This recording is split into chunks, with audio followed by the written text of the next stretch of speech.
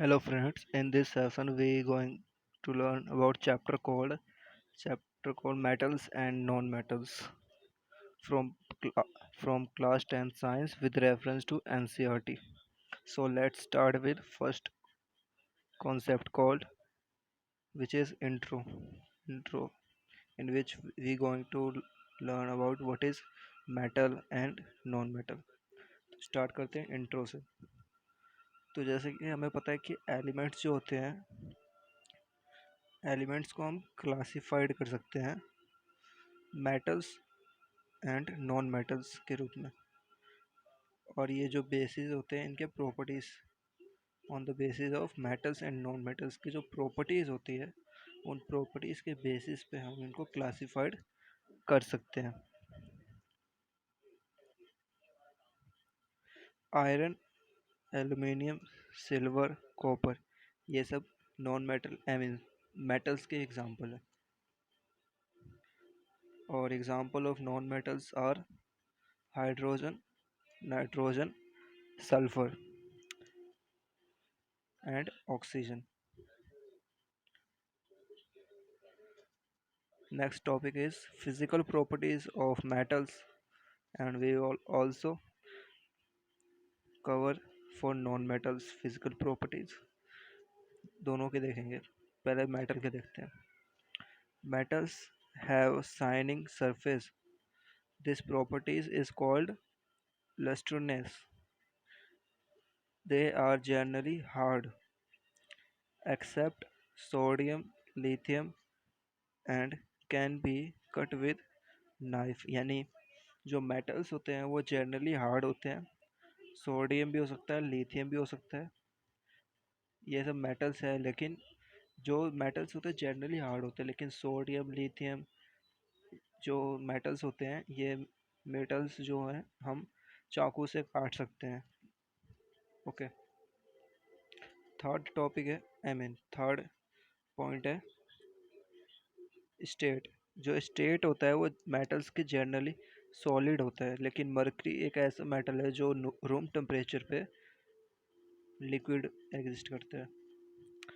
Malleability metals can be beaten into the sheet, यानी हम उसको किसी हार्ड सरफेस से बीट करके उसको शीट के फॉर्म में कन्वर्ट कर सकते हैं, या उसको हम हीट करके जब उसको हम किसी हार्ड सरफेस से सॉलिड सरफेस से यानी मेटल के सरफेस से ही उसको बीट करते हैं। जैसे हैमर हो गया, हैमर से हम अगर गरम हॉट आयरन को अगर हम गरम आयरन को हैमर से अगर बीट करें तो वो उसका शेप चेंज हो सकता है और वो पतले से शीट में भी कन्वर्ट कर सकते हैं हम मेटल को। गोल्ड, सिल्वर, ये दो जो मेटल्स है वो मोस्ट मेलेबल मेटल्स है। डक्टिलिटी क्या होती है? डक्टिलिटी मेटल्स को हम कितना थिन वायर में कन्वर्ट कर सकते हैं। तो एक मेटल जो होता है वो हम बहुत ज़्यादा थिन वायर में कन्वर्ट कर सकते हैं, ये मेटल की प्रॉपर्टी होती है। और एक मेटल है जिसे हम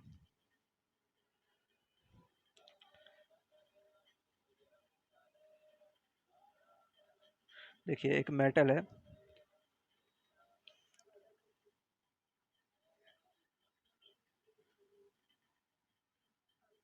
AU।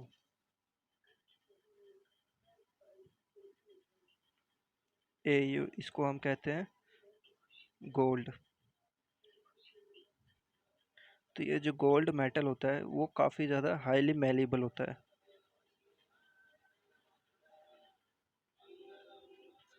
हाईली क्या होता है? मेलेबल। इसको हम कहते हैं डक्टाइल, हाईली डक्टाइल मेटल होता है। हाईली डक्टाइल, हाईली डक्टाइल मतलब अगर हमारे पास थोड़ा सा कुछ ग्राम ऑफ गोल्ड है ना तो उसको हम काफ़ी लंबी तार में कन्वर्ट कर सकते हैं। उसको हम मेल्ट करके काफ़ी लंबी तार की फॉर्म में ट्रांसफॉर्म कर सकते हैं। चलिए हम नेक्स्ट पॉइंट पे आते हैं।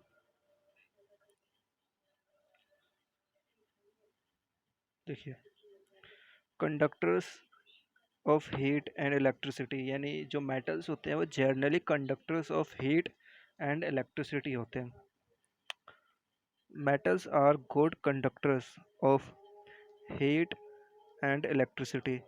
एग्जाम्पल के लिए सिल्वर, कॉपर, ये जो होते हैं बेस्ट कंडक्टर ऑफ हीट्स होते हैं, यानी इनसे इलेक्ट्रिसिटी भी काफ़ी अच्छे से फ्लो होती है। और जब इनको हम हीट करते हैं तो ज़्यादा हम अगर हीट करते हैं इनको, तो ज़्यादा हीट करने पे भी ये अपनी ओरिजिनल शेप को नहीं चेंज करती, यानी ये ओरिजिनल शेप में ही रहती है। जैसे कि सिल्वर के ये काफ़ी बर्तन होते हैं हमारे घरों में, वो एल्यूमिनियम, सिल्वर, कॉपर, इन सब के बने होते हैं। कॉपर के ज़्यादातर बहुत ट्रेडिशनल होम में यूज़ होते हैं ये सब, क्योंकि ये काफ़ी गुड कंडक्टर ऑफ हीट होते हैं, यानी ज़्यादा हीट पास करने पे ये अपने शेप को रिटेन रखते हैं, यानी ज़्यादा हीट पे ये डिफॉर्म नहीं होते। लिखा हुआ है best conductor of heat but lead mercury poor conductor of heat, because at room temperature mercury जो होता है वो लिक्विड होता है, और जो लीड होता है वो भी लिक्विड होता है। जनरली रूम टेम्परेचर पे सब लिक्विड होते हैं, और टेम्परेचर और इंक्रीज करेंगे तो जाहिर सी बात है वो सॉलिड में तो रहेंगे नहीं, उनका रूम टेम्परेचर पे या जनरली वो सॉलिड फॉर्म में एग्जिस्ट नहीं करते नॉर्मल टेम्परेचर पे, इसीलिए गुड कंडक्टर ऑफ हीट नहीं होते। मेटल्स जनरली होते हैं लेकिन ये नहीं है। These are exceptions which are important with exam point of view. Okay, density जो होता है generally have high for metals and have also melting point which is very high for metals, except sodium and potassium, ये दो जो metal है इनकी जो density है और मेल्टिंग पॉइंट है वो काफ़ी लो होती है।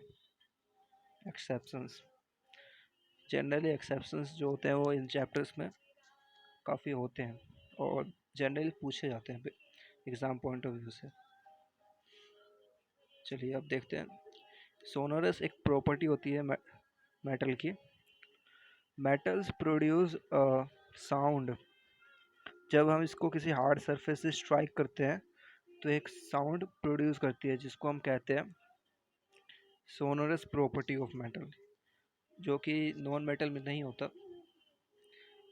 जनरली हर एक मेटल में ये सोनोरस प्रॉपर्टीज होती है। Okay, oxide, metals oxide are basic in nature।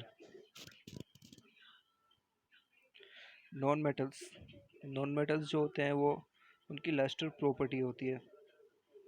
They do not have shining surface except iodine, generally soft except diamond.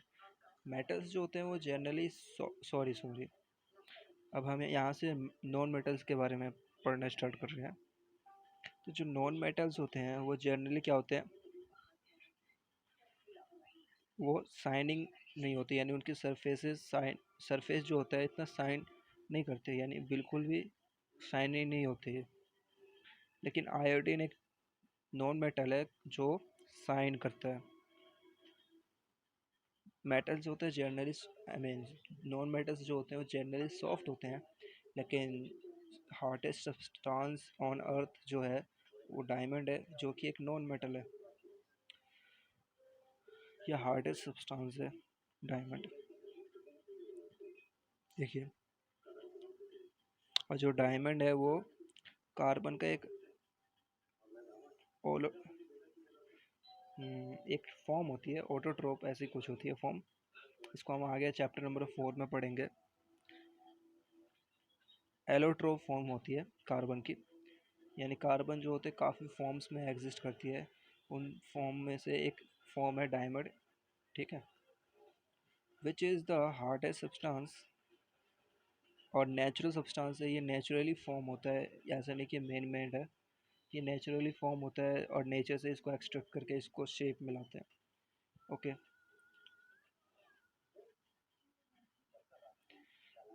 and exist as solid, gaseous except boron I mean बोर bromine, sorry, bromine जो होता है वो solid solid में भी exist नहीं करता, gases में भी एग्जिस्ट नहीं करता, एक नॉन मेटल है और exist as a liquid.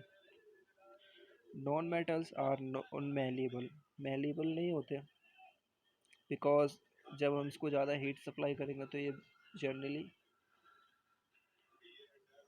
Generally जल जाते हैं।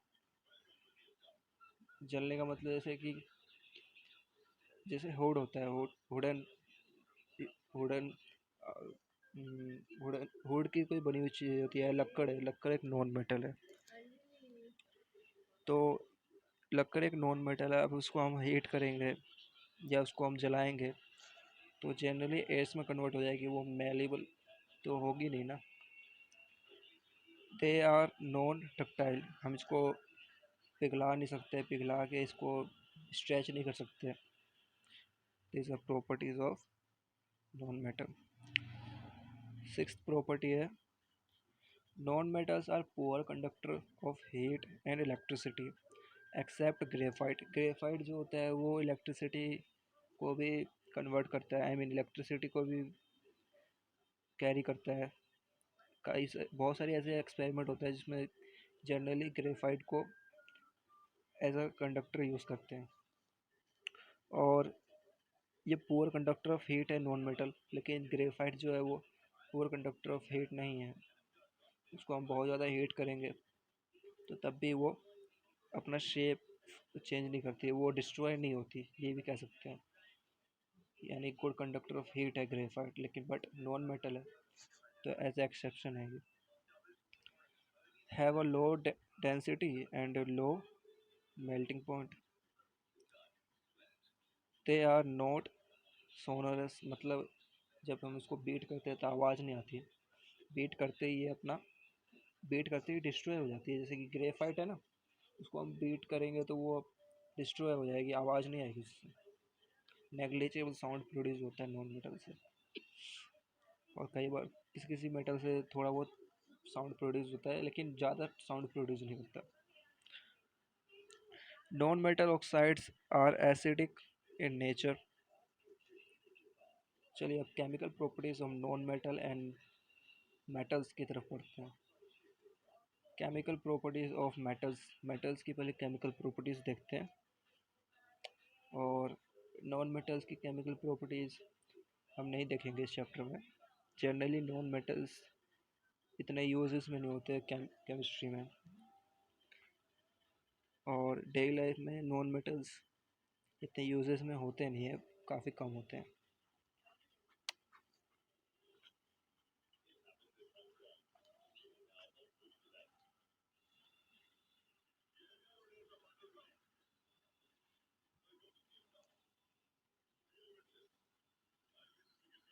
देखिए फर्स्ट प्रॉपर्टीज है reaction with air. Metal combine with oxygen, sorry हम कह सकते हैं कि जो नॉन मेटल होते हैं और मेटल होते हैं वो दोनों ही यूजेस में होते हैं। लेकिन इस चैप्टर में हम केमिकल प्रॉपर्टीज़ के पॉइंट ऑफ व्यू से सिर्फ मेटल की केमिकल प्रॉपर्टीज़ देखेंगे, क्योंकि केमिस्ट्री में मेटल्स जो होते हैं उनकी प्रॉपर्टीज़ ज़्यादातर कंसिडर की जाती है या ज़्यादा एलिमेंट्री प्रॉपर्टीज़ मानी जाती है, और काफ़ी इजी भी है इसलिए। ओके, जब मेटल्स कंबाइन होते हैं ऑक्सीजन के साथ तो ये मेटल ऑक्साइड फॉर्म करते हैं। जैसे कि मेटल हमने ऑक्सीजन के साथ कंबाइन किया तो मेटल ऑक्साइड बनेगा। फॉर एग्जांपल जैसे कि कॉपर एक मेटल है, अब इसको हम ऑक्सीजन के साथ कंबाइन करेंगे तो कॉपर ऑक्साइड बनेगा जो कि ब्लैक कलर में होता है। ओके, एल्यूमिनियम है और ऑक्सीजन है। एल्यूमिनियम को जब हम जलाते हैं ऑक्सीजन के प्रेजेंस में तो एल्यूमिनियम ऑक्साइड बनता है, जो कि अगेन एक ऑक्साइड फॉर्म ऑफ मेटल है। मैग्नीशियम है, उसको हम ऑक्साइड के फॉर्म में, आई मीन एयर की फॉर्म में अगर हम उसको जलाएंगे एयर की प्रेजेंस में तो मैग्नीशियम ऑक्साइड बनेगा। ये हीट हीट से रिलेटेड ये है।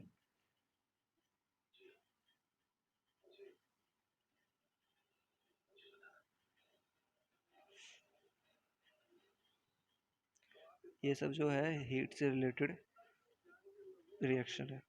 यहाँ पे भी हीट किया जाता है, यहाँ पे भी हीट किया जाता है, और ये जो सिंबल है वो हीट के लिए यूज होता है।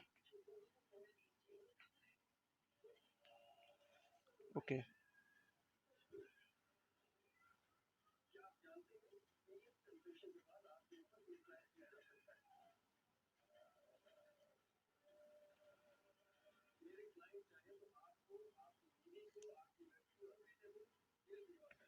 एन एंड के मतलब सोडियम और पोटेशियम ये रिएक्ट करते हैं बहुत ही तेजी से, और इतनी तेजी से रिएक्ट करते हैं कि कई बार फायर भी जनरेट कर सकते हैं, यानी फायर भी पकड़ लेते हैं, यानी आग पकड़ लेता है कभी कभी। इफ कीप्ड इन ओपन, अगर हम खुला रखते हैं तो ऑक्सीजन से रिएक्ट करते हैं, ऑक्सीजन से रिएक्ट करके ये आग पकड़ लेते हैं, जल जाते हैं। ठीक है। हम कह सकते हैं कि ये गुड कंडक्टर ऑफ हीट होते हैं, मेटल्स जनरली होते हैं। इसीलिए इनको हम कैरोसिन में डुबो कर रखते हैं, क्योंकि कैरोसिन जो होता है वो एक कोवलेंट सॉलिड है। ठीक है। और ये आयोनिक सॉलिड होते हैं मेटल्स जनरली, तो ये इससे रिएक्ट नहीं करते। Surfaces of Mg, aluminium, zinc are covered with a thin layer of oxide. तो ये सब जो मेटल होते हैं, ये इन सबको हम एक थिन लेयर ऑफ ऑक्साइड से कवर करके रख सकते हैं, और ये prevent them from the future oxidation, यानी फ्यूचर ऑक्सीडेशन होने से इनको प्रिवेंट करती है ये लेयर। ये जो layer of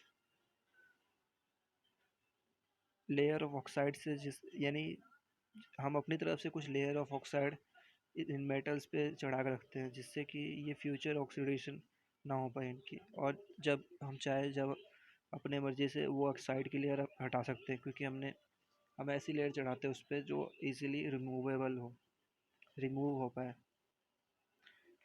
Fe does not burn on heat, but iron fillings burn vigorously. Copper does not burn, but it coated with a black copper oxide.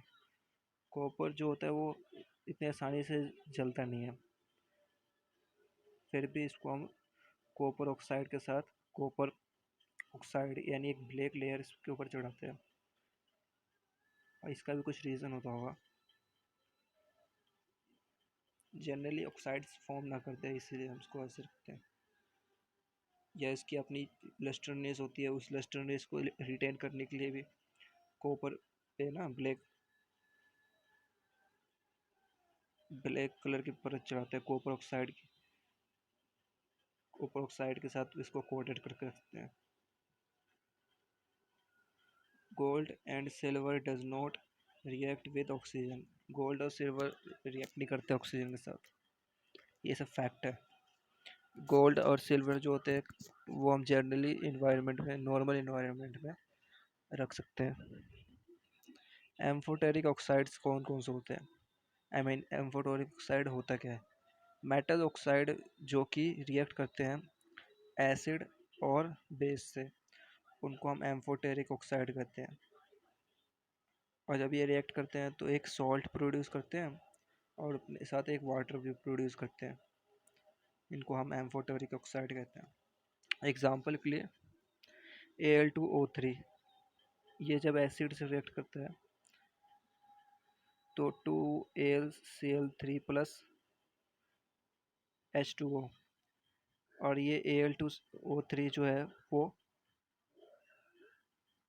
Base से भी रिएक्ट करता है, और 2NaAlO2 प्रोड्यूस करता है प्लस H2O। इसको हम कहते हैं सोडियम एल्यूमिनेट, और इसको हम कहते हैं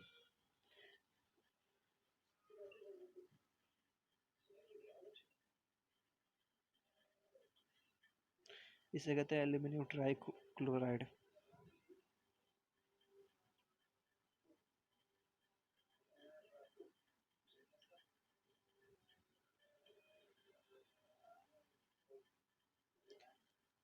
aluminium trichloride.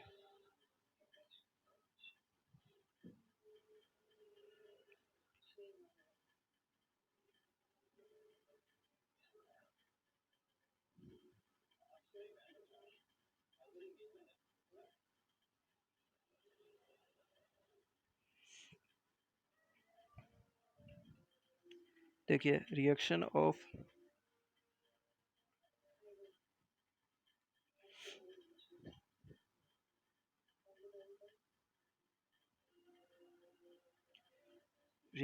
Metal with water.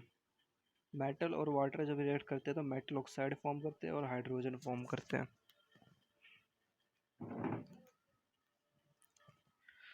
Metals like potassium, sodium react violently with cold water.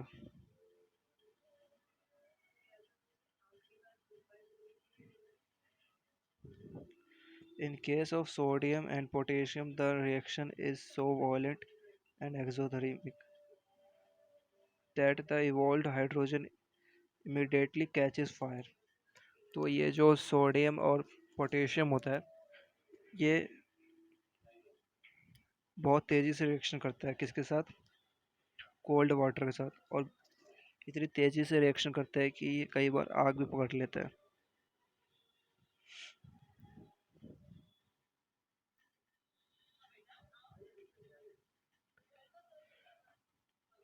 2K plus H2O यानी potassium plus water, cold water, तो क्या बनाता है? KOH, metal oxide plus hydrogen, और कुछ एनर्जी, हीट एनर्जी भी रिलीज होती है। सोडियम प्लस H2O, जब सोडियम और H2O रिएक्ट करते हैं तो NOH मेटल ऑक्साइड फॉर्म करता है और H2 फॉर्म करता है, हाइड्रोजन। ये तो फिक्स्ड प्रोडक्ट है, ये सब रिएक्ट होते ही है, H2 और heat energy. The reaction of calcium with water is less वॉलेंट। तो इसमें क्या होता है कि जब हम कैल्शियम को वाटर से रिएक्ट कराते हैं तो ज़्यादा वॉयलेंट रिएक्शन यानी ज़्यादा हीट एनर्जी रिलीज नहीं होती यहाँ पे।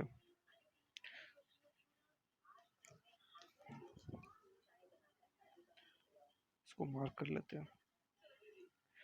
Heat evolve is not sufficient for the hydrogen to catch fire. तो जो हीट इवॉल्व होता है इस दौरान, इस रिएक्शन के दौरान, इतना ज़्यादा नहीं होता है कि आग पकड़े यानी आग लगे उससे। कैल्शियम और H2O ये दोनों जब रिएक्ट करते हैं तो कैल्शियम ऑक्साइड यानी मेटल ऑक्साइड फॉर्म होता है और हाइड्रोजन फॉर्म होता है। Calcium starts floating because the bubbles of hydrogen gases stick to the surface of the metal. जो मेटल के सरफेस होते हैं उस मेटल के सरफेस पे कैल्शियम सॉरी जो हाइड्रोजन गैस है जो हाइड्रोजन गैस है ये हाइड्रोजन गैस मेटल सरफेस से चिपक जाती है। और जब ये चिपक जाती है तो उसके बाद जो ये मेटल होता है वो मेटल फ्लोट करने लग जाता है।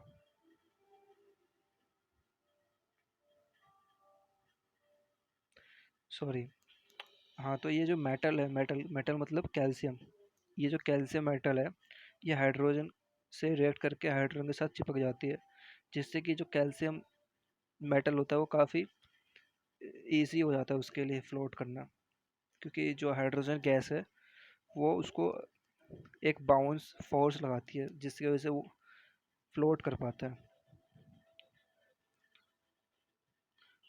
जो गैसेस होते हैं वो काफ़ी ज़्यादा टेंडेंसी होती है कि वो फ्लोट कर सके और दूसरे सब्सटेंसेस को भी फ्लोट करा सके। Magnesium does not react with cold water, और ये किससे रिएक्ट करता है? हॉट वाटर से रिएक्ट करता है। और क्या फॉर्म करता है? वही मेटल ऑक्साइड और हाइड्रोजन लिबरेट करता है। ये स्टार्ट फ्लोटिंग, ये भी फ्लोट करने लग जाता है। फ्लोट करने लग जाता है यानी जब मैग्नीशियम मैग्नीशियम जब हॉट वाटर से रिएक्ट करता है तो मैग्नीशियम ऑक्साइड बनाता है। और ये मैग्नीशियम ऑक्साइड जब इस दौरान मैग्नीशियम ऑक्साइड जो होता है वो हाइड्रोजन गैसेस से स्टिक कर जाता है, जिससे कि वो फ्लोट करने लग जाता है, क्योंकि हाइड्रोजन गैस जो होता है उसको एक सपोर्ट प्रोवाइड करता है फ्लोटिंग के लिए। तो the bubbles of hydrogen gas stick to itself the surfaces of the metal। देखिए Mg+2H2O जब रिएक्ट करते हैं तो MgOH का होल टॉइस और हाइड्रोजन गैस रिलीज होता है। कुछ हाइड्रोजन गैसेस जो होते हैं वो मेटल के सरफेस से स्टिक कर जाते हैं और फिर फ्लोट करना स्टार्ट करते हैं। देखिए metal like aluminium, iron, zinc do not react with either with cold water and hot water. किससे रिएक्ट करता है? Steam water. Steam steam water क्या फॉर्म करता है? रिएक्ट करके मेटल ऑक्साइड फॉर्म करता है और हाइड्रोजन फॉर्म करता है। जब एल्यूमिनियम और वाटर यानी एल्यूमिनियम और स्टीम वाटर रिएक्ट करते हैं आपस में तो एल्यूमिनेट बनाते हैं। इसे एल्यूमिना भी कहते हैं। Al2O3 aluminium oxide. Aluminium oxide और हाइड्रोजन। जब आयरन स्टीम वाटर से रिएक्ट करता है तो Fe3O4 बनाता है और इसे आयरन ऑक्साइड कहते हैं और हाइड्रोजन लिबरेट होता है। Metal such as lead, copper, silver, gold do not react with water, यानी किसी भी टाइप के वाटर, यानी स्टीम वाटर हो गया, कोल्ड वाटर हो गया, हॉट वाटर हो गया, ये तीनों टाइप के वाटर से रिएक्ट नहीं करते। Reaction of metal with acid, dilute metal और डाइल्यूट सॉरी सिंपल मेटल जो होता है उसको हम अगर डाइल्यूट एसिड के साथ यानी स्ट्रॉन्ग एसिड नहीं, वीक एसिड यानी नॉर्मल एसिड के साथ अगर रिएक्ट कराते हैं तो जो सॉल्ट और हाइड्रोजन हमें मिलता है एज अ प्रोडक्ट। देखिए जो copper, gold, mercury do not react with dilute acid. और जो एग्जांपल हो गया कुछ इसके इसके नहीं, यानी जो मेटल्स जो वो मेटल्स जो डाइल्यूट एसिड के साथ रिएक्ट करते हैं उनके एग्जांपल जैसे आयरन हो गया, एसिड के साथ रिएक्ट करेगा तो सॉल्ट बनाएगा FeCl3, फेरिक क्लोराइड। और जब Mg+HCl रिएक्ट करता है तो मैग्नीशियम क्लोराइड बनता है। और zinc plus HCl 2HCl zinc chloride. और aluminium plus HCl aluminium chloride, ये सब प्रोडक्ट बनाते हैं। Reaction of metal with solution of other metal salt, यानी जब मेटल जो होता है उसको हम मेटल जनरली जो होते हैं एसिडिक होते हैं और जब किसी हम बेस के साथ रिएक्ट कराते हैं तो जो उन दोनों के रिएक्शन से जो सॉल्ट बनता है उसके सॉल्ट से वो कोई दूसरा मेटल रिएक्ट करता है कि नहीं करता। देखिए अगर कोई सॉल्ट ऑफ सॉल्यूशन भी है उससे कोई मेटल रिएक्ट करेगा कि नहीं करेगा, ये कैसे पता चलेगा? और जब ये रिएक्शन होती है तो जो हमें कंपाउंड मिलता है यानी जो हमें प्रोडक्ट मिलता है वो सॉल्ट ऑफ सॉल्यूशन ए का हमें सॉल्ट मिलता है। जो मेटल हमने लिया है मेटल ए उसका हमें सॉल्ट मिलेगा। और जो मेटल मेटल नहीं सॉल्ट ऑफ सॉल्यूशन बी लिया है उसका हमें मेटल मिलेगा। यानी ये जो सॉल्ट लिया था इसका मेटल मिलेगा हमें और जो मेटल लिया था उसका सॉल्ट मिलेगा। समझ में आया? Reaction of metal can displace less reactive metal. तो देखिए यहाँ पे क्या होगा कि ये जो मेटल है ये ज़्यादा रिएक्टिव होगा तो तभी रिएक्शन पॉसिबल हो पाएगी। लेस रिएक्टिव होगा तो रिएक्शन पॉसिबल नहीं होगी। इसको समझ लीजिए। देखिए, जैसे कि ये मेटल ए है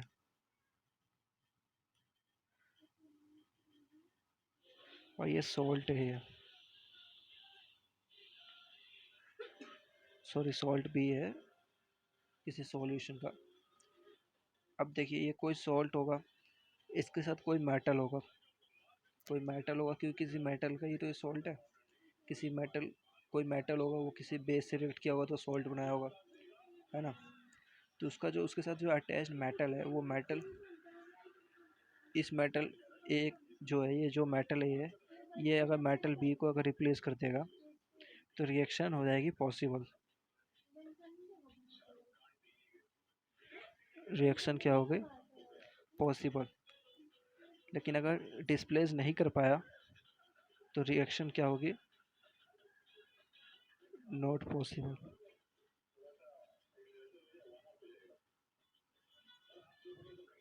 okay.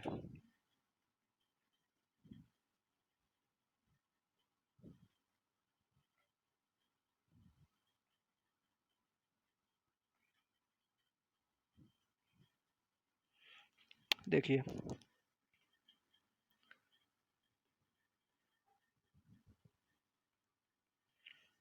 Compounds in which form this मतलब जो आयरन है वो किसी सॉल्यूशन के सॉल्ट से रिएक्ट करेगा कि नहीं करेगा। देखिए इस सॉल्ट में दो चीज़ है, एक मेटल है एक नॉन मेटल। तो जो मेटल है वो रिएक्ट करेगा कि नहीं करेगा इस मेटल से? कब करेगा? जब ये लेस रिएक्टिव होगा इस मेटल से।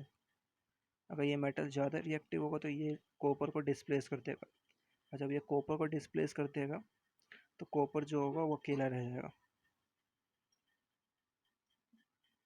ओके, सिंपल से रिएक्शन इस ये।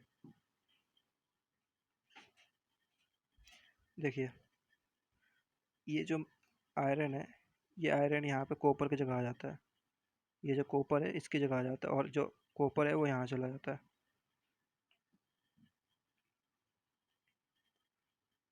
ये देखिए कॉपर यहाँ पे अकेला हो गया और आयरन यहाँ पे आ गया, तो आयरन सल्फेट बन गया, कॉपर ऐसे निकल गया।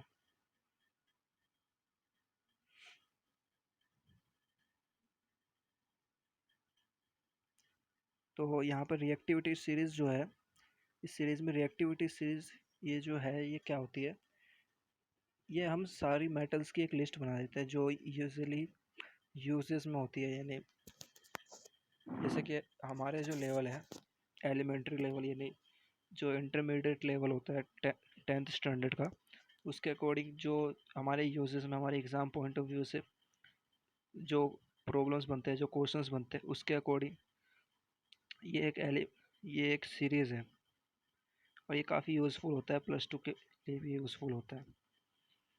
तो ये जो सीरीज़ है इसमें जो मेटल्स के अरेंजमेंट है वो डिक्रीजिंग मैनर में है। यानी ये जो होता है ये ज़्यादा रिएक्टिव होगा, मोस्ट रिएक्टिव, और ये जो नीचे जाएगी तो इसकी रिएक्टिविटी थोड़ी सी डिक्रीज हो जाएगी। रिएक्टिविटी क्या होगी? डिक्रीज।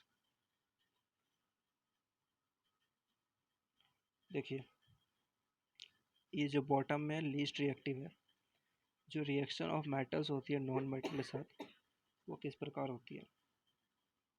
मेटल और नॉन मेटल किस तरह रिएक्ट करते हैं?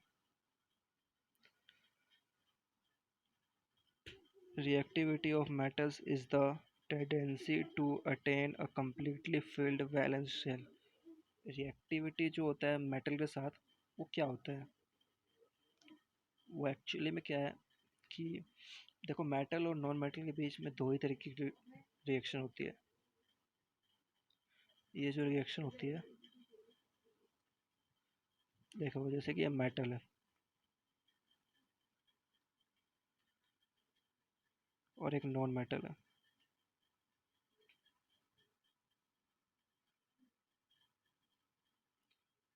नॉन मेटल है।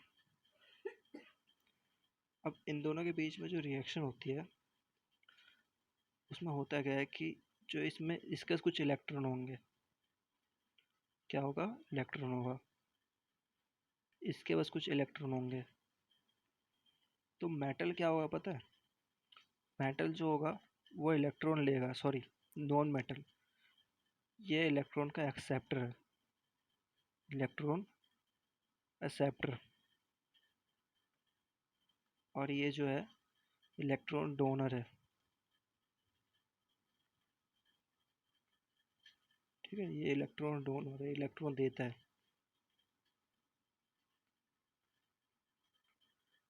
इलेक्ट्रॉन क्या करता है, देता है ये। और ये इलेक्ट्रॉन लेता है। और इसके हिसाब से देखो तो होता क्या है यहाँ पे कि ये इलेक्ट्रॉन क्यों देता है, अपनी वैलेंसी को कंप्लीट करने के लिए।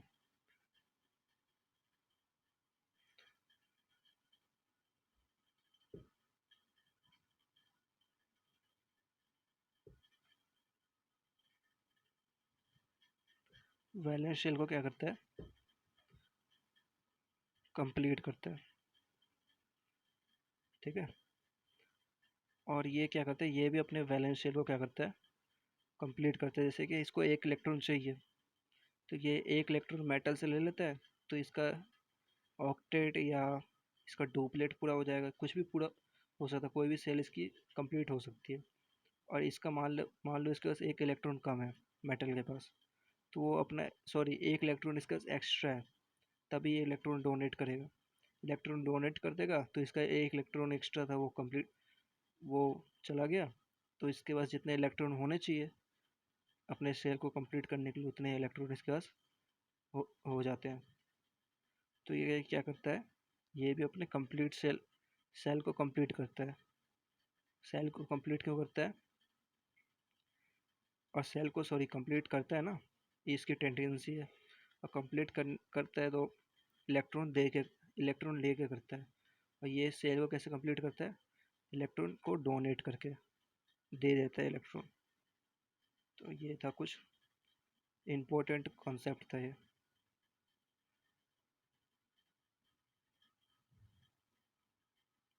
देखिए, atoms of the metals lose electron from their valence shell to form a cation. जो एटम्स होते हैं जो अपने इलेक्ट्रॉन को लूज अप कर देते हैं, वो एटम्स जनरली क्या होते हैं, मेटल्स के होते हैं। और मेटल्स के जो एटम्स होते हैं वो अपने इलेक्ट्रॉन को लूज कर देते हैं। और जब लूज कर देते हैं जो मेटल्स अपने इलेक्ट्रॉन को, वो क्या बन जाते हैं, कैटायन।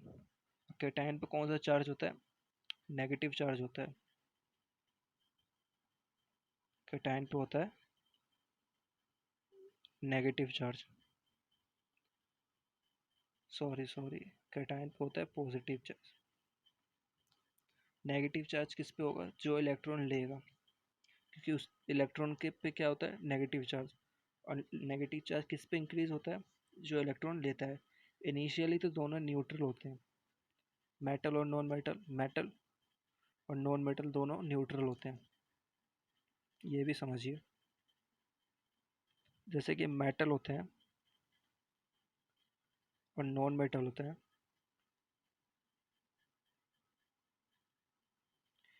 इनिशियली दोनों न्यूट्रल होते हैं, यानी जितने इलेक्ट्रॉन इसके पास होते हैं उतने इलेक्ट्रॉन इसके पास होते हैं।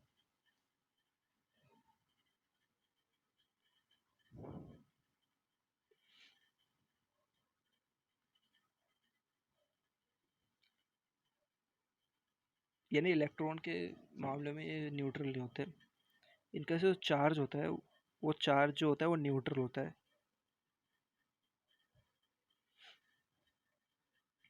ओवरऑल इसका जितने भी इलेक्ट्रॉन है वो, जितने भी इलेक्ट्रॉन है इस मेटल के पास, मेटल के आइटम के पास जितने भी इलेक्ट्रॉन है और जितने भी प्रोटॉन है, वो दोनों का सम जो होगा वो न्यूट्रल होगा।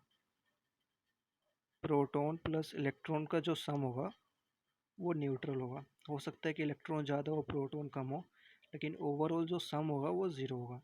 सेम चीज़ यहाँ पे होता है।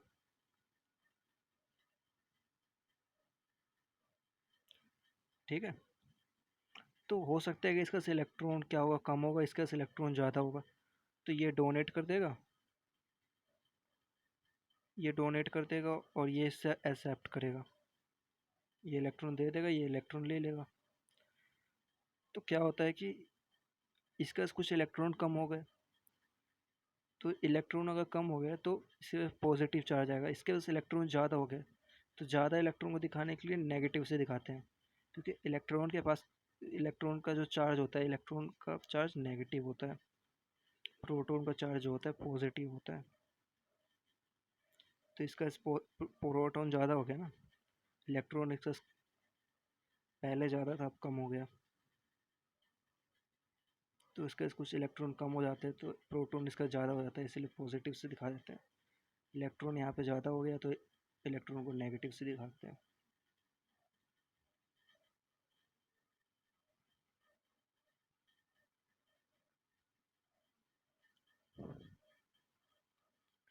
एटम्स ऑफ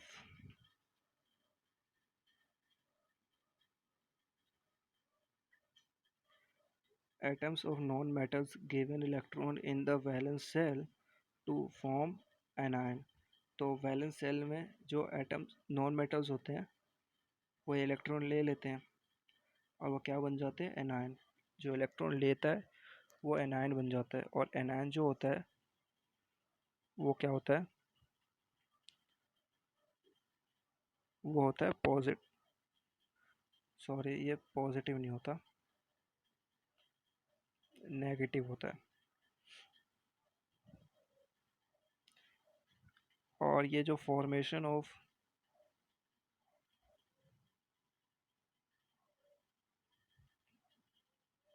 ये जो फॉर्मेशन ऑफ NaCl है वो किस तरह होता है ये देखते हैं। एग्जांपल है इसमें, इस एग्जांपल में क्या होता है, जब फॉर्मेशन ऑफ NaCl होता है तो इसमें एनायन भी फॉर्म होता है और कैटायन भी फॉर्म होता है, क्योंकि इसमें इलेक्ट्रॉन, कोई मेटल इलेक्ट्रॉन लेगा, कोई मेटल इलेक्ट्रॉन देगा सॉरी, और कोई मेटल इलेक्ट्रॉन लेगा, non metal sorry non metal जो है इलेक्ट्रॉन लेगा। देखिए जो नॉन मेटल है, सॉरी जो मेटल है उसका इलेक्ट्रॉन क्या है, एक ज़्यादा है, वैलेंस सेल में इसका इलेक्ट्रॉन क्या है, ज़्यादा है। और एक नॉन मेटल है, इसका इलेक्ट्रॉन क्या है, कम है। काफ़ी सिंपल है ये, इसको समझते हैं, सेपरेटली समझते हैं इसको। जैसे देखिए ये Na है, इसके आउटर मोस्ट सेल में यानी बाहरी सेल में इसके बहुत सारी सेल होगी इस मेटल के एटम के पास, लेकिन हम इसकी सबसे आउटर मोस्ट सेल की बात करेंगे, 2881, क्योंकि टोटल जो इसका एटॉमिक नंबर होता है वो 11 होता है, उसके अकॉर्डिंग इसकी कॉन्फ़िगरेशन हो गई है। ये 9th क्लास का पार्ट है। ऐसे ही क्लोरीन का देखेंगे। क्लोरीन का जो आउटर मोस्ट सेल है उसका एक इलेक्ट्रॉन कम होता है ऑक्टेट को पूरा करने के लिए, एक इलेक्ट्रॉन कम होता है। अब देखिए इसका ऑक्टेट पूरा करना है, दोनों का ऑक्टेट पूरा करना है, इसका भी ऑक्टेट पूरा करना है, इसका भी ऑक्टेट पूरा करना है। ऑक्टेट का मतलब क्या होता है कि अगर 8 सेल इसके आउटर मोस्ट सेल में 8 इलेक्ट्रॉन हो जाएंगे, ये इसका आउटर मोस्ट सेल है, इसमें कितने हैं, एक इलेक्ट्रॉन है, 1 electron in outermost cell.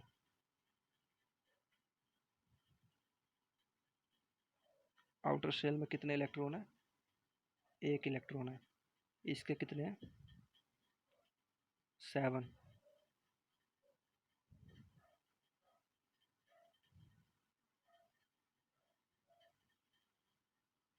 तो ये इसको कितने चाहिए, इसको एक और चाहिए, इसको एक और इलेक्ट्रॉन चाहिए, एक इलेक्ट्रॉन चाहिए, और इसके ऑक्टेट पूरा करने के लिए एक कम इलेक्ट्रॉन चाहिए, एक क्या चाहिए, कम इलेक्ट्रॉन चाहिए। ये माइनस मैंने ये दिखाया कि इसको थोड़ा कम चाहिए, इसको थोड़ा ज़्यादा चाहिए एक इलेक्ट्रॉन। तो क्या होता है कि यहाँ पे एक इलेक्ट्रॉन इसमें चला जाता है, तो क्या हो जाता है, इसका ऑक्टेट पूरा हो जाता है, क्योंकि इसको स्टेबल होने के लिए एक इलेक्ट्रॉन यानी ऑक्टेट इसका पूरा होना चाहिए, या तो इसका डुप्लेट पूरा होना चाहिए। डुप्लेट जो होता है वो सिर्फ हाइड्रोजन का होता है, क्योंकि उसके सिर्फ सिर्फ एक ही सेल होता है, क्योंकि हाइड्रोजन का एटॉमिक नंबर होता है 1, और एक इलेक्ट्रॉन उसके आउटर मोस्ट सेल में आता है, वो एक इलेक्ट्रॉन और एक्सेप्ट करके अपना डुप्लेट पूरा करता है। बाकी सब जो एटम्स होते हैं वो अपना ऑक्टेट पूरा करते हैं। तो ये अपना ऑक्टेट पूरा कर लिया, इसने भी अपना ऑक्टेट पूरा कर लिया। तो इससे ये भी स्टेबल हो गया और ये भी स्टेबल हो गया, दोनों क्या हो गए, स्टेबल हो गए दोनों।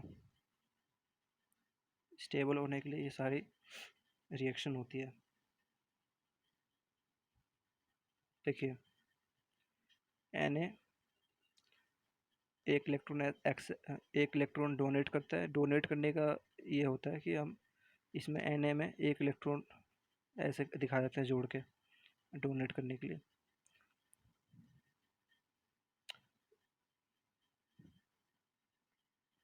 देखिए यहाँ पे 8 नहीं आएगा क्योंकि यहाँ पे 11 है ना इसका एटॉमिक नंबर, तो 8 नहीं आएगा।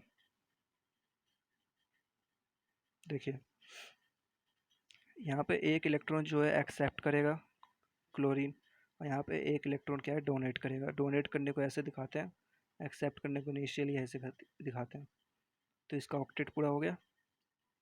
लास्ट सेल में कितने हैं, 8 इलेक्ट्रॉन। इसके भी लास्ट सेल में कितने हैं, 8 इलेक्ट्रॉन। तो इस तरह ये कंपाउंड फॉर्म होता है।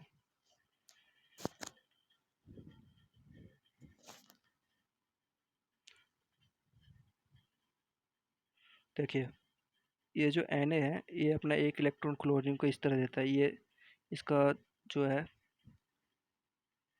स्ट्रक्चर है, ज़्यादा अच्छे फॉर्म में बता रखा है।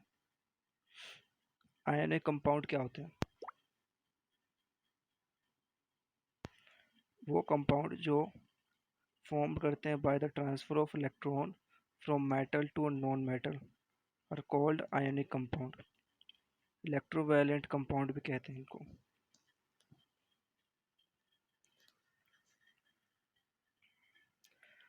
Properties of ionic compound, physical nature क्या होता है इनका।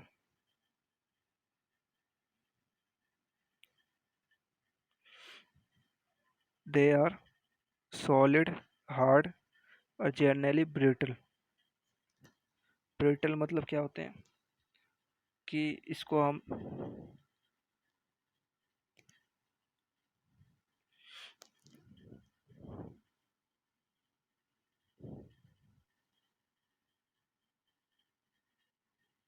ईजिली इसको हम तोड़ सकते हैं आराम से।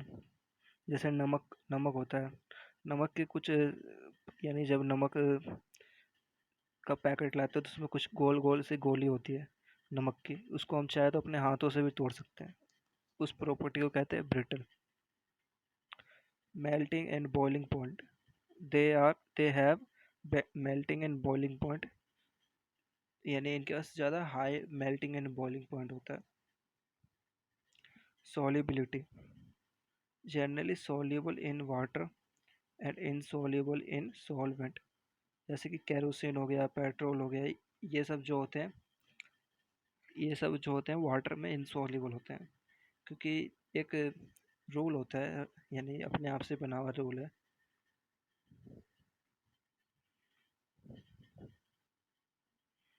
यानी अपने कन्वीनियंट के लिए रूल बनाया गया। यानी वाटर जो होता है ना, वाटर ये है यूनिवर्सल, यूनिवर्सल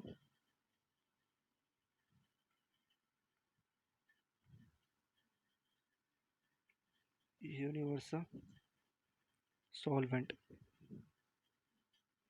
ये यूनिवर्सल सॉल्वेंट होता है। लेकिन वाटर में जो होता है वही चीज़ सॉल्युबल होता है जो जो पोलर होता है। लेकिन केरोसिन हो गया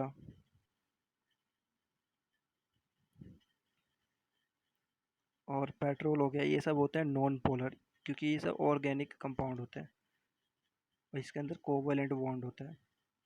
तो ये सब जो होते हैं ये ये नॉन पोलर पोलर से सॉल्युबल होते हैं। ये पोलर है और ये नॉन पोलर है, तो ये आपस में कभी सॉल्युबल नहीं होंगे। ये दोनों जो होते हैं, ये दोनों जब आपस में मिक्स करेंगे तो नॉन सोल्यूबल होंगे।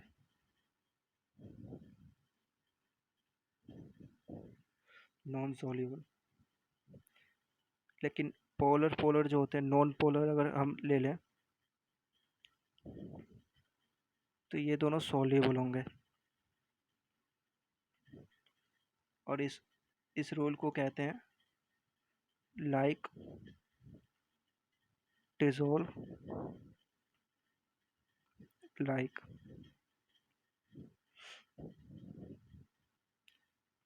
ये काफ़ी ज़्यादा एक्सपेरिमेंट करने पे, जब हम बहुत ज़्यादा ऑब्जर्वेशन लेते हैं, चीज़ों को मिक्स करते हैं, तो बहुत सारे ऑब्जर्वेशन ऑब्जर्वेशन के बाद ये रिज़ल्ट हमें मिला है कि जो बहुत सारे ऐसे ऐसे रिज़ल्ट होते हैं, 99% जो रिज़ल्ट होते हैं वो इसी रूल पे बेस्ड होते हैं। यानी जो लाइक डिसॉल्व लाइक, यानी जिनके बॉन्ड्स सेम है वो आपस में डिसॉल्व हो जाते हैं।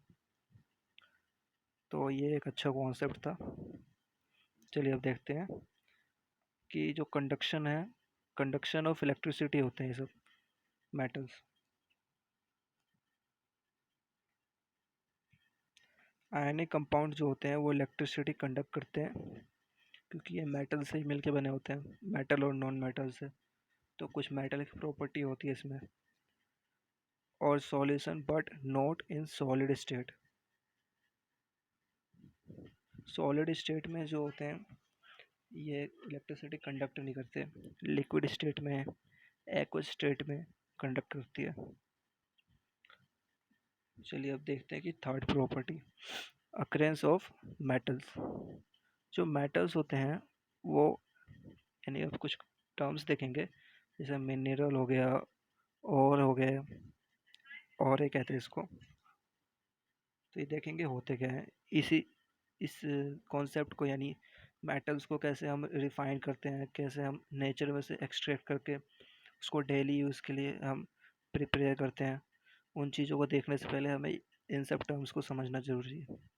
देखिए, the elements and compounds which occur naturally in the earth's crust are called minerals. यानी जो अर्थ के क्रस्ट में जो कंपाउंड या एलिमेंट नेचुरली हमें मिलते हैं, यानी किसी मैन मेड प्रोसेस के द्वारा नहीं मिलते, नेचुरली हमें मिलते हैं उसके अंदर, अर्थ के क्रस्ट के अंदर, उनको हम मिनरल्स कहते हैं। और मिनरल्स कुछ ऐसे भी होते हैं जिनमें कुछ बहुत ज़्यादा अमाउंट में पर्टिकुलर मेटल्स कंटेन होते हैं। जो मेटल्स हमें हमें अपने जनरल यूज़ के लिए, यानी हमें अपने डेली लाइफ यूजेस में हम ले सकते हैं। यानी जैसे कि कॉपर हो गया, आयरन हो गया, ये सब मेटल जो होते हैं हम अपने डेली लाइफ यूज़ में इस्तेमाल करते हैं, अपने अपने निजी ज़िंदगी में अपने काम के लिए इसको यूज़ में लेते हैं। तो ये सब हमारे काम की होती है।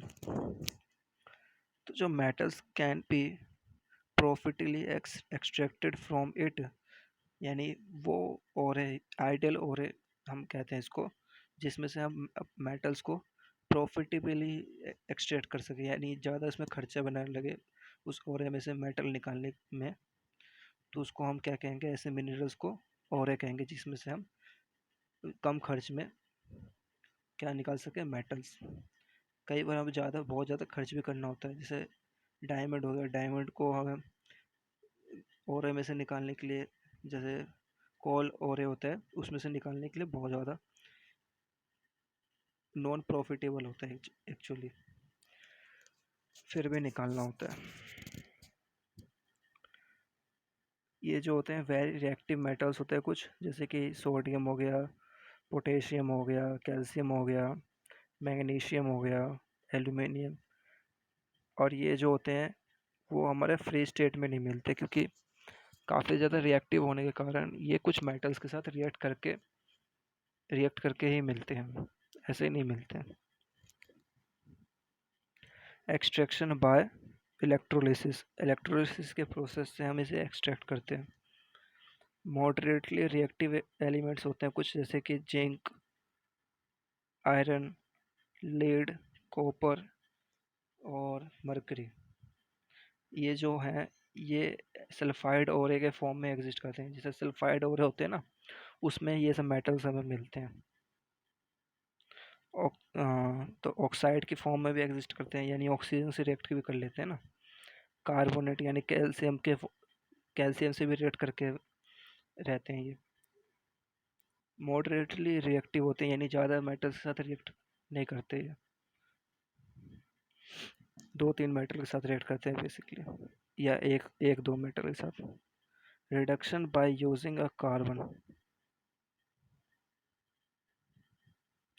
तो हम बेसिकली जब हम एक मेटल को एक्सट्रैक्ट करते हैं ओरे में से, तो हम कार्बन का यूज़ करते हैं रिडक्शन के लिए। कार्बन तो होता है, ये काफ़ी यूज़फुल नॉन मेटल है, जो ऑक्सीजन को रिड्यूस कर देता है, यानी ऑक्सीजन को मेटल में से निकाल देता है। लीस्ट रिएक्टिव मेटल्स को हम, जैसे कि सिल्वर हो गया और गोल्ड हो गया, ये जो होता है वो फ्री स्टेट में या नेटिव स्टेट में हमें मिलता है, यानी जो इसका नेचुरल स्टेट है उस स्टेट में हमें मिल जाता है। काफ़ी इजीली मिल जाता है, लेकिन इतनी आसानी से मिलता नहीं है, काफ़ी कम अमाउंट में है ना हमारे क्रस्ट में, अर्थ क्रस्ट में काफ़ी कम अमाउंट में है, इसीलिए ज़्यादा एक्सपेंसिव भी है। Extraction of metals from ores. तो एक्सट्रैक्शन ऑफ मेटल्स कैसे करते हैं हम ओरेस में से? जो ओरेस होते हैं और उनमें से मेटल को किस तरह एक्सट्रैक्ट किया जाता है?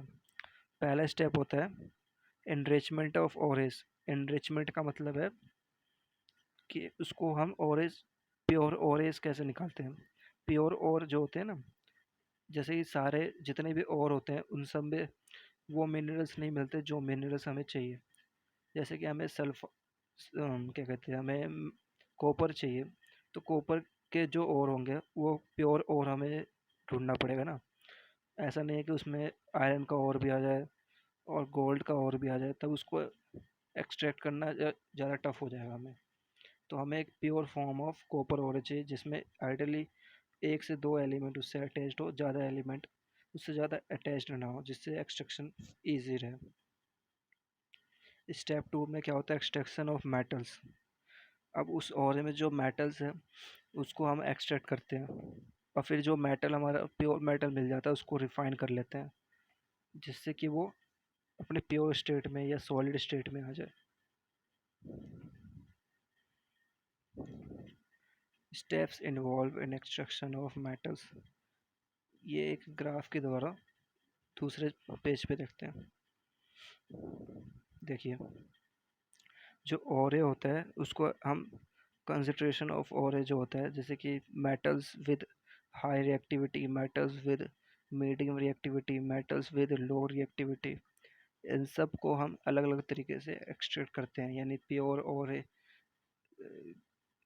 ओरे को एक्सट्रैक्ट करते हैं, फिर उस ओरे में से हम मेटल एक्सट्रैक्ट करते हैं, फिर उस मेटल में से मेटल एक्सट्रैक्ट करके उसको रिफाइन करते हैं, जिससे कि वो मार्केट में उसको हम किसी प्राइस पे बेच सकें।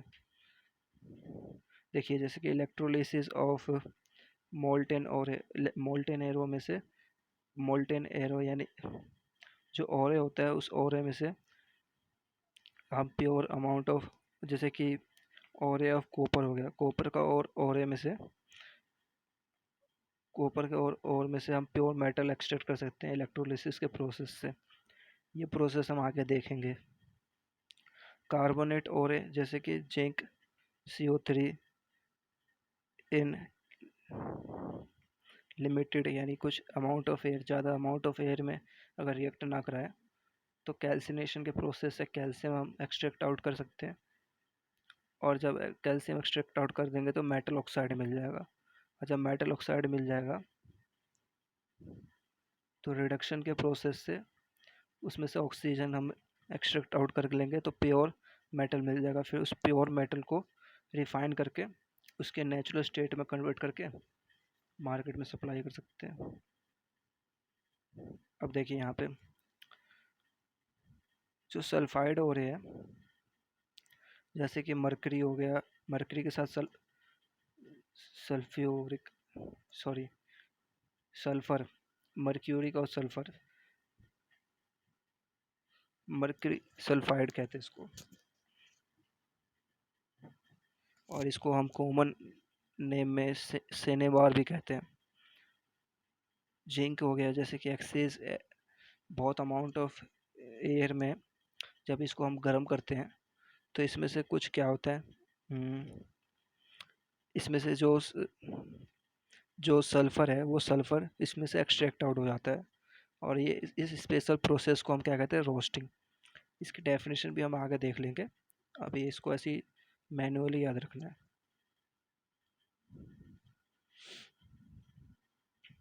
अब देखिए, लो लो रिएक्टिविटी वाले मेटल को कैसे एक्सट्रैक्ट आउट करते हैं। ये तो देखा हमने हाई रिएक्टिविटी वाले और लो रिएक्टिविटी वाले। और बहुत ज़्यादा जो लो रिएक्टिविटी वाले जो मेटल होते हैं उनको कैसे एक्सट्रैक्ट आउट करते हैं। देखिए, सल्फाइड ओरे को सल्फाइड ओरे को जब रोस्ट करते हैं तो उसमें से सल्फ़र जो होता है वो एक्सट्रैक्ट आउट हो जाता है। और सल्फ़र जब एक्सट्रैक्ट आउट हो जाता है तो उसमें जो ऑक्सीजन होता है वो उसमें जनरली नहीं पाया जाता। तो जो मेटल होता है वो प्योर स्टेट में मिल जाता है। एक स्टेप हमारा कम हो जाता है इसमें। और फिर हम उसको रिफाइन कर लेते हैं, यानी उसको प्योर फॉर्म में कन्वर्ट कर लेते हैं।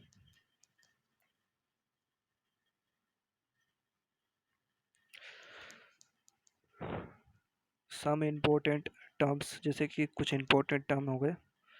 गैंगो पार्टिकल्स क्या होते हैं, तो कुछ ओरेज होते हैं वो यूजुअली क्या होते हैं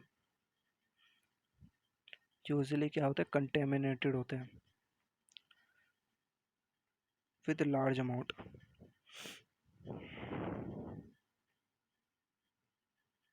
तो बहुत ज़्यादा लार्ज अमाउंट में क्या होते हैं, कंटेमिनेंट होते हैं।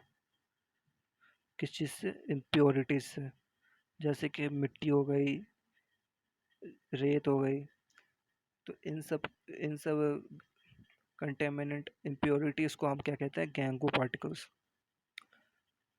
अब रोस्टिंग जो क्या होता है, रोस्टिंग एक ऐसा प्रोसेस होता है जिसमें सल्फाइड और ये जो होता है वो कन्वर्ट करते हैं इसमें ऑक्साइड में। और ये किस तरह करते हैं, हीटिंग के द्वारा। और बहुत ज़्यादा स्ट्रॉन्गली हीट करते हैं in the presence of excess air, यानी बहुत ज़्यादा अमाउंट ऑफ एयर में हीट करते हैं। और इस प्रोसेस को क्या कहते हैं, रोस्टिंग। जैसे कि जिंक हो गया, जिंक सल्फाइड, इसको हम ऑक्सीजन के प्रेजेंस में जब हीट करते हैं तो जिंक ऑक्साइड में कन्वर्ट हो जाता है। ऑक्सीजन इससे रिएक्ट कर जाता है और सल्फर जो होता है वो एक्सट्रैक्ट आउट हो जाता है और SO2 बन जाता है।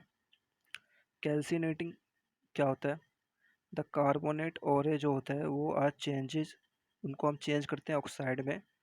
और इसको ऑक्साइड में जब चेंज करते हैं तो इसको बहुत ज़्यादा हीट करते हैं। और अमाउंट ऑफ एयर जो होता है वो लिमिटेड होता है, यानी नॉर्मल अमाउंट ऑफ एयर से थोड़ा सा कम होता है। दिस प्रोसेस जो ये प्रोसेस है इसको हम कहते हैं कैल्सिनेशन। और जैसे कि एग्जांपल है ZnCO3, इसको जब हम हीट करेंगे तो जिंक ऑक्साइड में कन्वर्ट हो जाएगा। रिडक्शन क्या होता है, सिंपल सा डेफिनेशन है। देखिए, मेटल ऑक्साइड जो होता है वो रिड्यूस्ड किया जाता है कोरस्पॉन्डिंग मेटल्स में। और ये किस किस तरह किया जाता है, रिड्यूसिंग एजेंट का यूज़ करके किया जाता है। जैसे कि कार्बन हो गया, इस प्रोसेस के लिए कार्बन हो गया, जैसे कि ZnO को जब हम रिएक्ट कराते हैं कार्बन से तो रिड्यूसिंग एजेंट क्या करेगा, इसको रिड्यूस कर देगा और खुद को क्या कर देगा, ऑक्सीडाइज कर लेगा। तो कार्बन को क्या मिल गया, ऑक्सीजन, ऑक्सीडाइज हो गया और हमारा प्योर मेटल मिल गया, जिंक। रिफाइनिंग ऑफ मेटल क्या है, थर्ड प्रोसेस है एक्सट्रैक्शन ऑफ मेटल का। तो जो ज़्यादातर जो मेटल्स होते हैं वो जब हम वो क्या कहते हैं, प्योर स्टेट में जब हमें मिलते हैं तो यूजेस के फॉर्म में नहीं होता, तो उसको हम या तो कभी कभी सॉलिड फॉर्म में कन्वर्ट करते हैं। क्योंकि कई बार कुछ मेटल्स जैसे गोल्ड हो गया, कॉपर हो गया, ऐसे कुछ मेटल्स होते हैं जो सॉफ्ट होते हैं, सॉफ्ट स्टेट में होते हैं। तो उसको सॉलिड स्टेट में कन्वर्ट किया जाता है जिससे कि वो मार्केट में या जर्नल पर्पस के लिए, जर्नल यूज़ के लिए अवेलेबल हो जाए हमें। तो जो ज़्यादातर वाइडली यूज्ड मेथड है रिफाइनिंग के लिए वो है,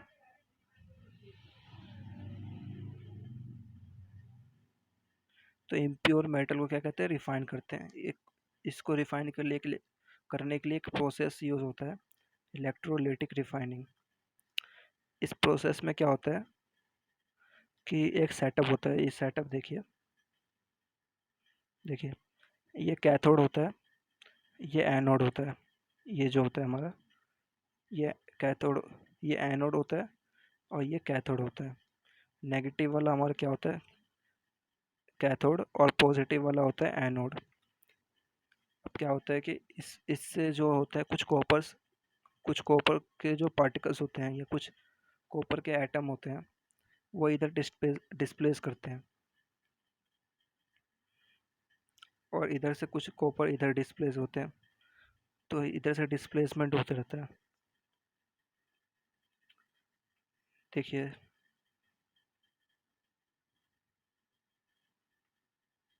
देखिए कुछ कॉपर इधर डिस्प्लेस होते हैं और इधर से कुछ कॉपर,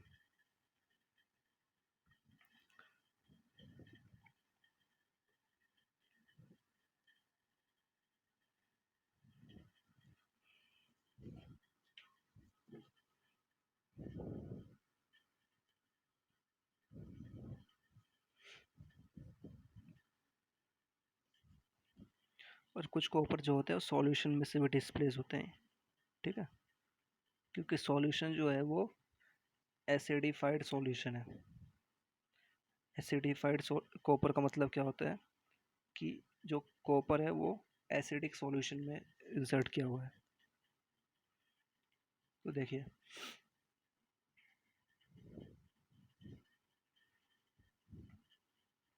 ये जो एक टैंक है, इस टैंक में कुछ जो सैंड हो गया, यानी कुछ रेत हो गए, कुछ कंकड़ पत्थर हो गए, वो सारे नीचे सेटल हो जाते हैं, और इम्प्योरिटीज़ जो होती है वो नीचे सेटल रहती है, और जो कॉपर होता है वो इधर डिस्प्लेस होता रहता है। कुछ सॉल्यूशन में से भी डिस्प्लेस होता है और कुछ इस रोड में से भी डिस्प्लेस होता है।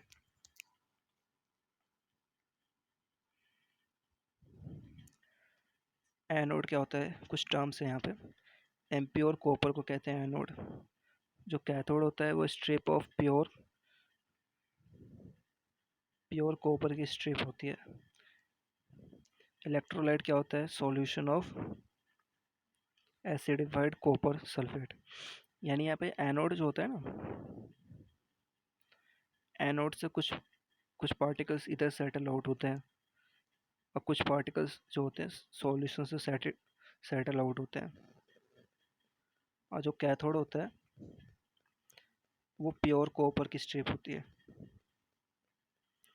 और इसमें जो एनोड है, इस एनोड में जो इम्प्योरिटी होती है वो नीचे सेटल आउट होती है, ये रही, और जिससे कि सिर्फ प्योर कॉपर इधर डिस्प्लेस होती है।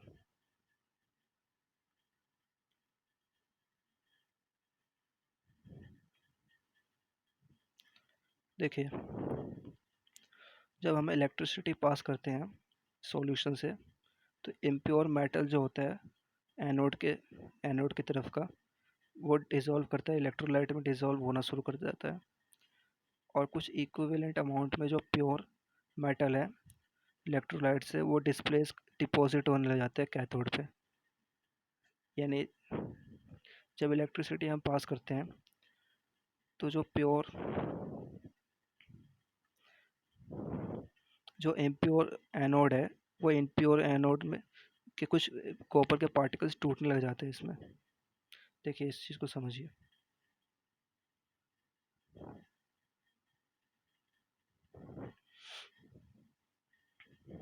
देखिए,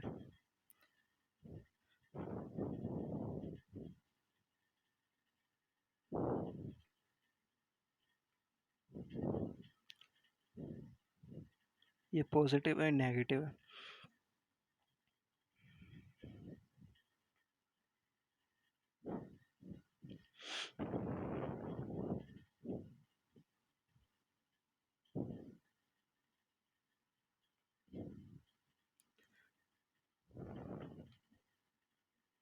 ये क्या है, प्योर है, सॉरी ये इम्प्योर है। और ये इम्प्योर क्या है? एनोड। और ये क्या है? पॉजिटिव। और ये क्या है? प्योर। और ये क्या है? कैथोड। क्या है? नेगेटिव। और इसमें क्या है? सॉल्यूशन। किस चीज़ का सॉल्यूशन है?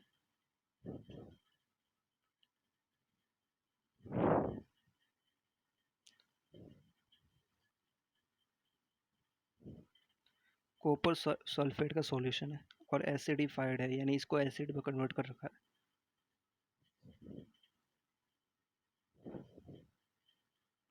कॉपर सल्फेट का सॉल्यूशन है ये।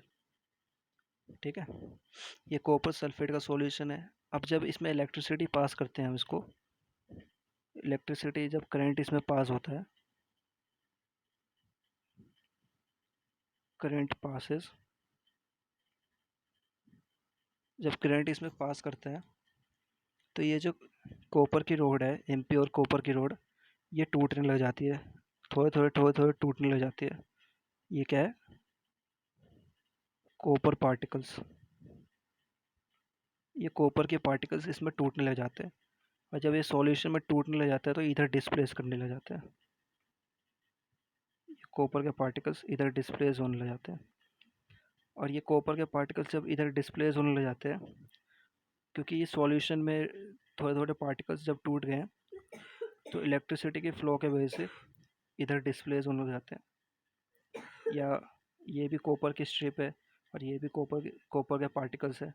तो कॉपर की पार्टिकल्स और कॉपर की स्ट्रिप दोनों अट्रैक्ट करने लग जाते हैं ना, सेम सेम एक जगह सेटल आउट होने लग जाते हैं। और जो इम्प्योरिटीज़ है वो बॉटम में सेटल आउट होने लग जाती है। ये इम्प्योरिटीज़ है, इम्प्योरिटीज़। ठीक है, इस तरह कुछ सिस्टम होता है।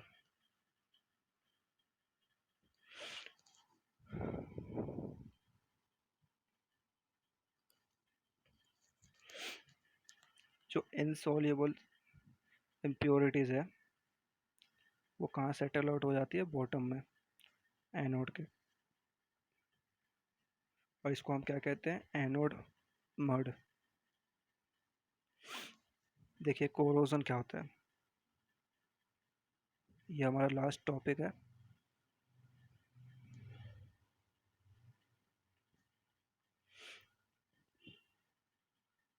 देखिए कोरोजन क्या होता है। देखिए, the surface of the some metals such as iron, जैसे कि आयरन हो गया, ये जो होता है क्रोडेड हो जाता है। क्रोडेड मतलब क्या होता है कि ये धीरे धीरे टूटने लग जाता है, या इस पे कुछ, जब ये ऑक्सीजन से रिएक्ट करता है या एयर से रिएक्ट करता है तो फिर उसका डीके होने लग जाता है। धीरे धीरे इसकी मजबूती होती है वो ख़त्म होने लग जाती है और ब्राउनिश कलर का हो जाता है। यानी जो आयरन होता है उस पर ब्राउनिश कलर का लेयर जमने लग जाता है। when they are exposed to moist for the long time period of time, this called corrosion। जब बहुत ज़्यादा समय तक जब ये जो आयरन होता है मॉइस्चर के एक्सपोज में रहता है, मॉइस्चर के कांटेक्ट में रहता है, तो इस आयरन पे एक परत जम जाती है ब्राउनिश कलर की। इस ब्राउनिश कलर के परत को हम रस्ट कहते हैं। और इस रस्ट को जमने के, रस्ट की फॉर्मेशन जो आयरन के सरफेस पे होती है, इसको हम क्रोजन कहते हैं। यानी जो फॉर्मेशन होती है रस्ट की या ब्राउनिश कलर की जो लेयर लेयर जो आयरन पे आने लग जाती है, इस ब्राउनिश कलर के लेयर की फॉर्मेशन जो होती है आयरन के सरफेस पे, इसको हम क्रोजन कहते हैं। ठीक है, सिंपल सा डेफिनेशन है।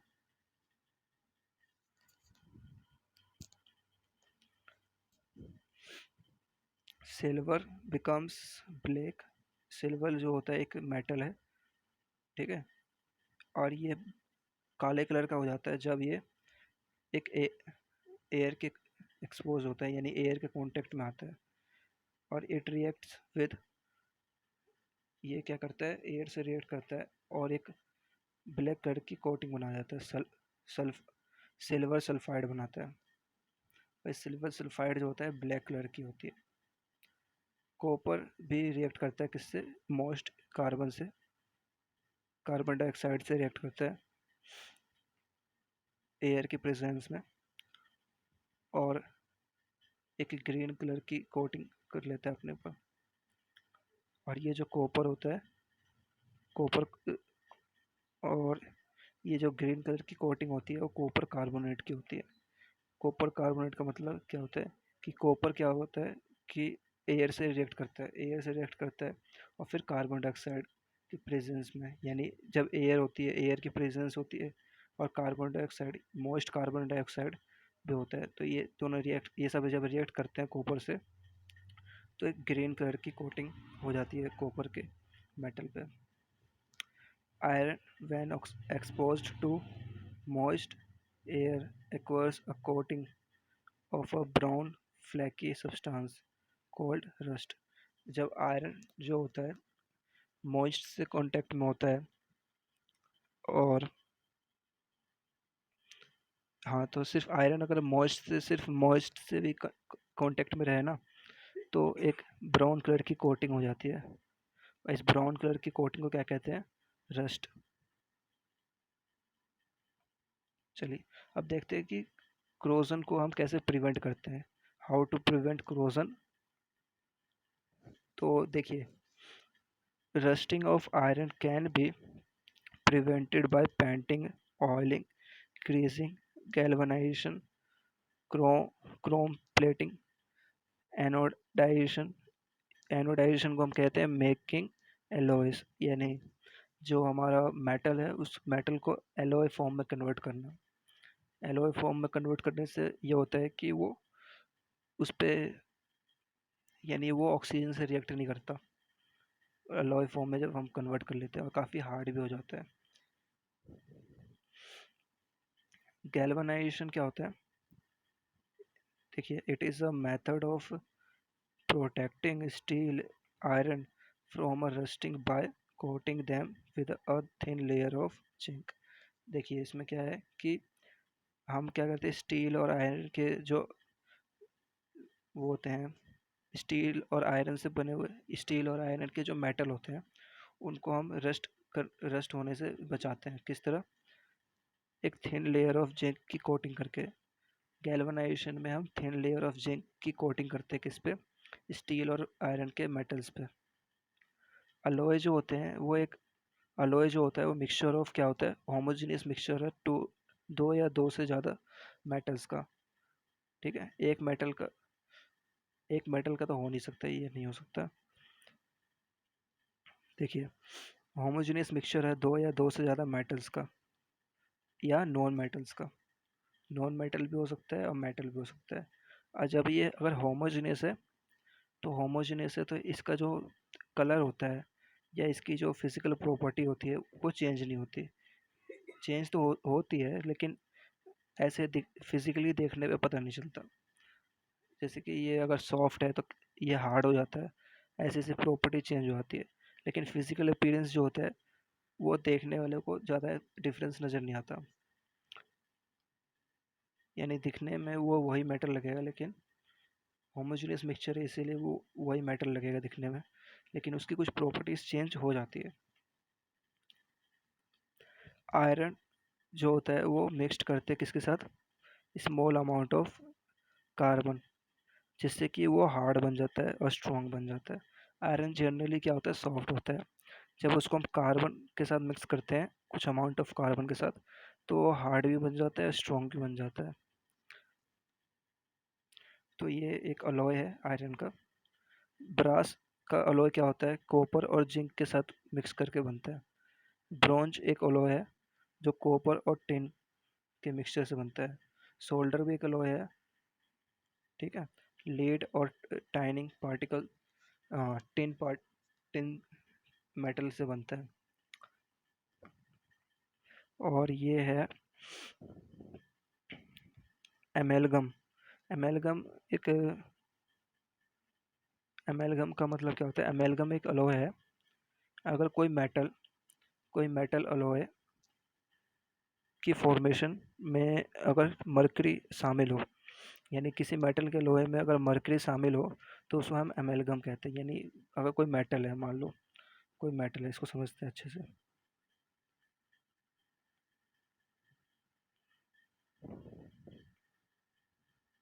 देखिए, कोई मेटल है और वो मेटल ये कोई मेटल लोहे है। ये A B C से बना है। तो अगर इसमें से अगर ए एक मरकरी है ना, तो इस मेटल एलॉय को क्या कहेंगे? एमेलगम। इसको एमेलगम कहेंगे। ठीक है। और एक चीज़ और समझिए, ये जो सोल्डर एलॉय होता है ना, जो हमने तीसरे पॉइंट में पढ़ा था, ये जो सोल्डर एलॉय होता है, इसको हम यूज़ करते हैं सोल्डिंग के लिए। इसे सोल्डिंग के लिए क्यों यूज़ करते हैं? जब हम एक हार्ड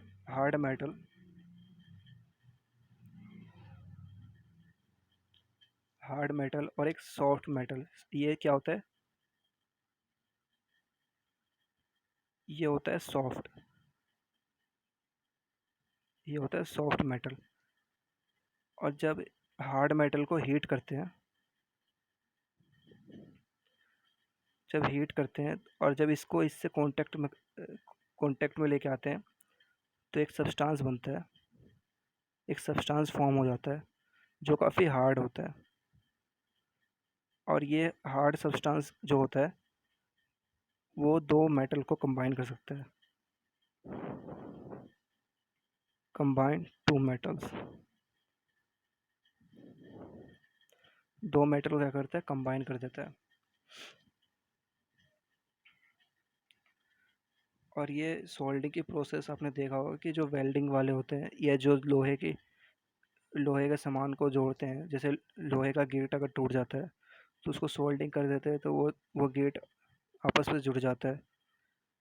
तो उस टूटे हुए जो पोर्शन होता है उसके बीच में ये सब्सटेंस जो होता है उसको सोल्ड कर देते हैं। यानी इस सब्सटेंस को पिघलाकर उस टूटे हुए गैप जो होता है, टूटे हुए मेटल के बीच का जो गैप होता है उसको भर देते हैं, जिससे कि वो टूटा हुआ जो मेटल का सामान है वो वापस से जुड़ जाता है और स्ट्रॉन्ग हो जाता है। तो ये इसका कुछ एग्जांपल था, अलॉय का कुछ एग्जांपल था। So this was the end of this session.